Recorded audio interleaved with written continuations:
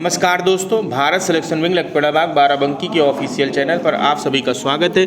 Dictation Ramdhari Gupta, पत्रिका संख्या 2, प्रतिलेखन संख्या 11, स्पीड 80। स्टार्ट होगा 5 सेकंड बाद।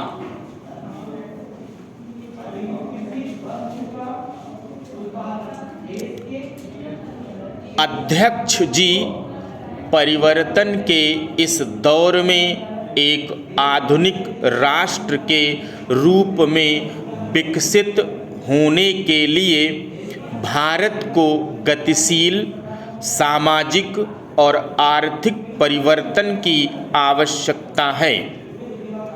आर्थिक उत्थान का सबसे महत्वपूर्ण माध्यम आज प्रौद्योगिकी को माना जा रहा है।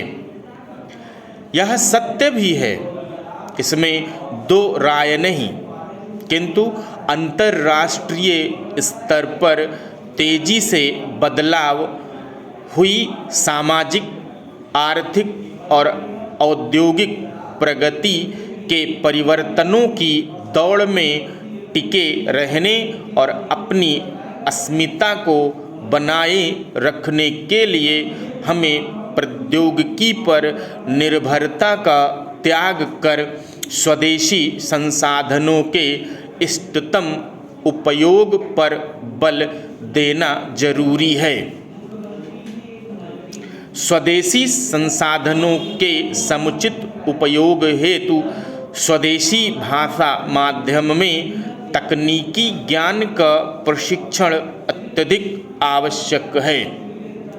अपनी राजभाषा में उच्चानुशीलन, गहन चिंतन और सतत अभ्यास की परम आवश्यकता है।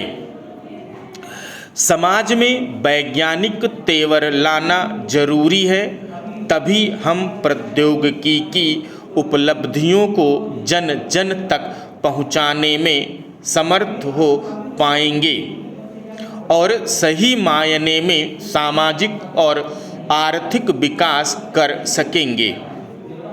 इसके लिए हमारी शिक्षा प्रणाली और भाषा माध्यम में आमूलचूल परिवर्तन की निरपेक्ष आवश्यकता है, क्योंकि प्रगतिमूलक आत्मनिर्भरता के लिए ज्ञान विज्ञान का प्रशिक्षण लोक भाषा के माध्यम से प्रदान किया जाना अनिवार्य है, जिससे लोकोपयुक्त प्रौद्योगिकी के विकास पर बल दिया जा सके।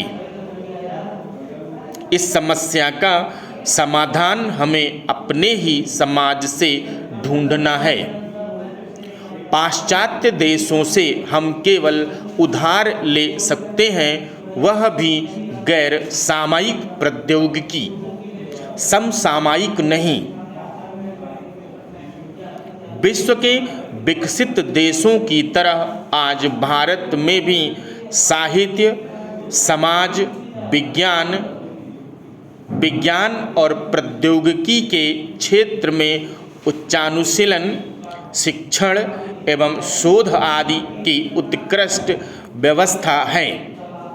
यह अत्यंत हर्ष की बात है कि अपना देश विज्ञान और प्रौद्योगिकी के क्षेत्र में आगे बढ़ रहा है, किंतु यह खेदजनक स्थिति है कि विज्ञान और प्रौद्योगिकी की यह प्रगति विदेशी भाषा माध्यम होने के कारण आम भारतीय से कोसों दूर की चीज है और मात्र कुछ प्रतिशत लोगों की संपत्ति पर बन कर रह गई है।